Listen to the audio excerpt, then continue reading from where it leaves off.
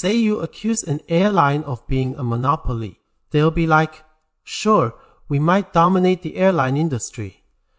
But what about the entire transportation sector? Include trains, buses, and ships, and suddenly we're just a small fish in a big pond. Same goes for express companies. Accuse them of a monopoly, and they'll say, but what about the entire logistics industry? Or a coal company. We're just a small part of the whole energy sector. It all comes down to how you draw those lines. Remember that Microsoft case from 1997? Well, 10 years later, the EU decided to sue them again.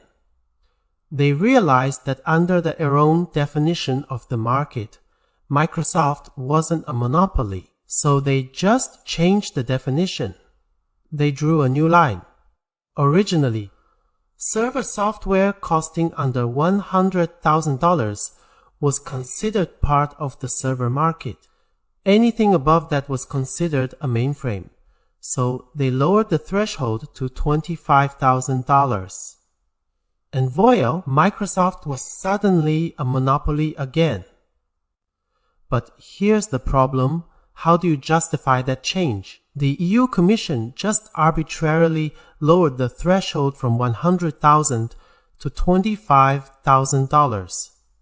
Where's the objectivity? Where's the fairness? There's no clear standard. It's the same in everyday life. Take those karaoke places that also serve food. Are they in the entertainment industry or the food service industry? Who knows? The modern economy is all about mixing and matching, crossing boundaries, creating these hybrid business models. It's getting harder and harder to define what industry a company even belongs to.